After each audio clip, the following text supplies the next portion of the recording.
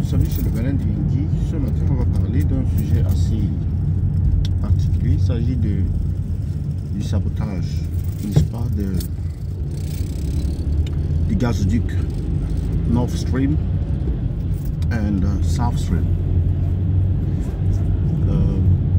Les deux gazoducs, si vous vous souvenez, vraiment, c'est depuis le week-end passé, je pense. Le sabotage a eu lieu le week-end passé. On a découvert cela, soit le lundi par là. Donc on a découvert. Mais bon, cela a été annoncé dans les médias le lundi. Pourquoi est-ce que j'en parle? J'en parle parce que je suis très intéressé par le narratif fait par les médias occidentaux. Alors ici, les médias occidentaux semblent ne pas être aussi... constat, semble ne pas être aussi étonné, aussi apeuré, aussi surpris de cette situation. Ça c'est dans le 2. Elle n'annonce pas faire des enquêtes. Les médias occidentaux disent qu'ils ne savent pas qui pourrait saboter une telle installation.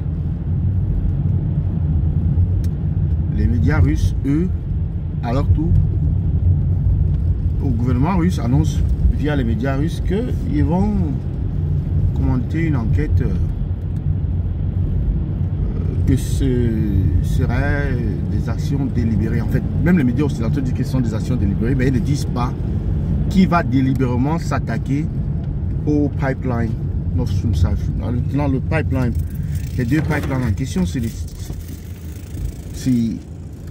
n'est-ce pas des gazoducs qui ravitaillent l'Europe en gaz.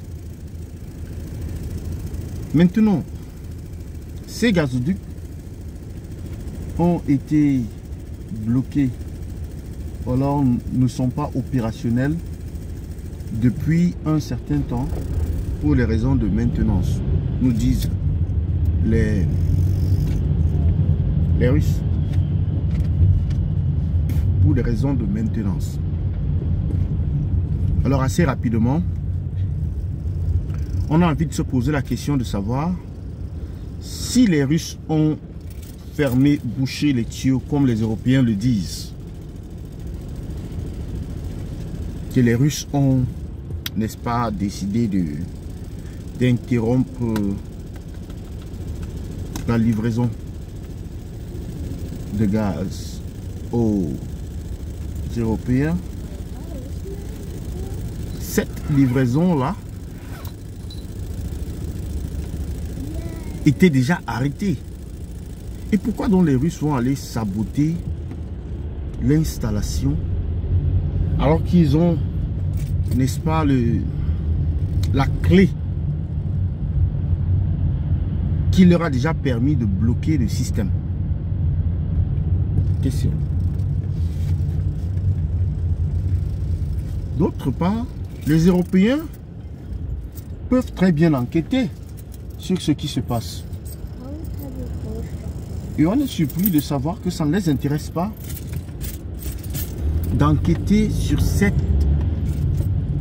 incident qui est plutôt un incident sérieux pour des raisons diverses. L'une des raisons, c'est le fait que il y a un problème environnemental causé, n'est-ce pas, par ces fuites de gaz. Et l'autre raison, qui devrait être notre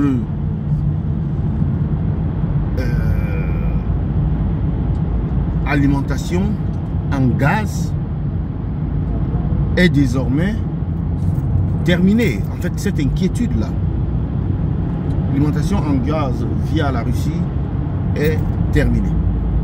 Donc, on s'attendait à ce que les Européens soient assez attentionnés par rapport à ces deux faits-là. Mais non.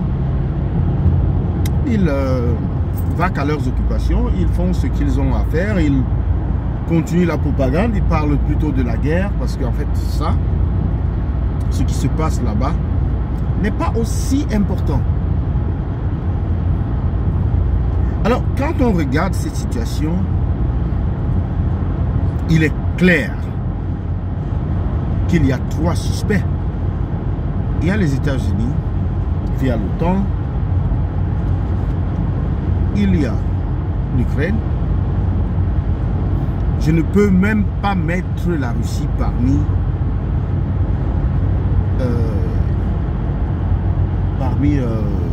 les suspects. Je ne parviens pas. Je ne sais pas comment faire pour mettre la Russie parmi les suspects. Je vais mettre la Finlande.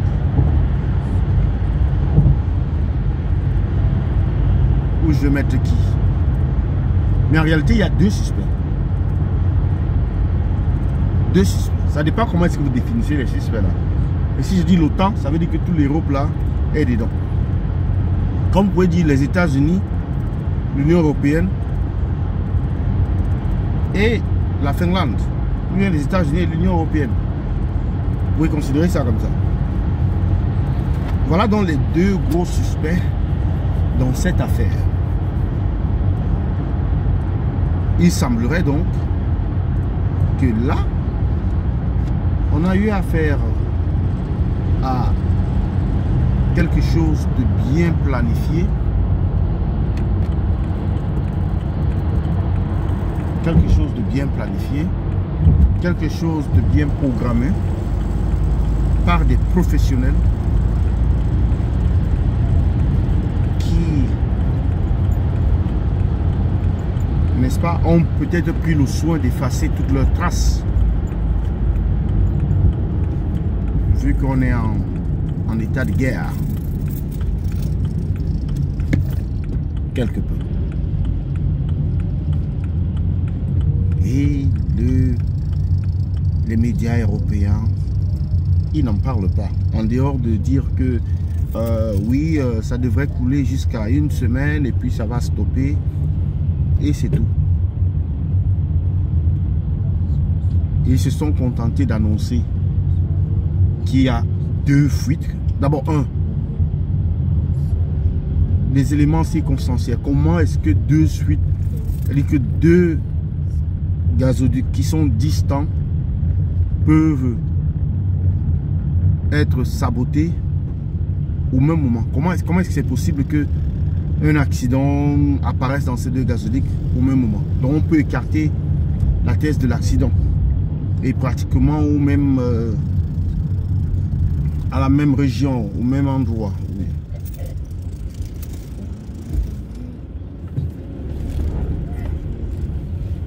Donc c'est pas déjà possible. Le constat nous amène à croire que c'est une action, c'est bel et bien une action délibérée, c'est bel et bien un sabotage. Et les Européens utilisent des mots assez souples, comme action délibérée. Non, c'est un sabotage. Il faut appeler le chat. Il s'agit d'un sabotage. Il s'agit d'un acte criminel. Et ils vous disent, ça a déjà la qualification. Une action délibérée. De qui? C'est un peu trop gentil.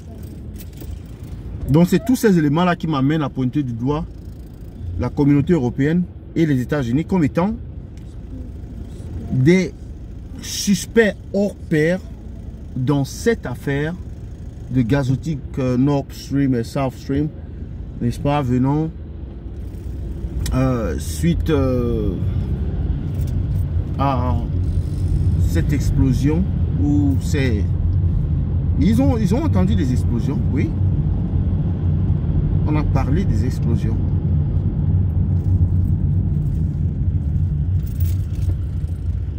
Donc pour moi, les États-Unis, l'OTAN, l'Ukraine, même serait suspect numéro 1. C'est-à-dire qu'ils disputent la place du suspect numéro 1 avec les États-Unis dans cette affaire-ci. Donc dites-moi ce que vous pensez en commentaire sur ce sabotage-là dont les médias n'ont pas fait assez de relais ou bien beaucoup de relais parce que c'est pas, pour certaines raisons, c'est pas important. Bizarrement, banalement.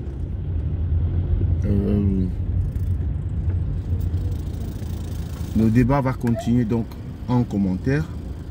Pour ce qui me concerne, je pense qu'il y a deux suspects clairs et jamais la Russie ne va saboter ces installations.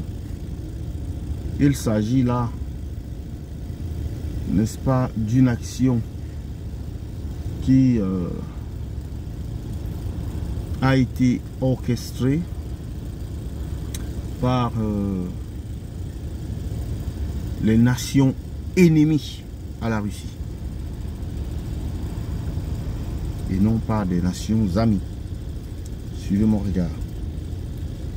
C'était donc là le banane de Yingui. J'attends vos avis en commentaire. À bientôt. Bye bye.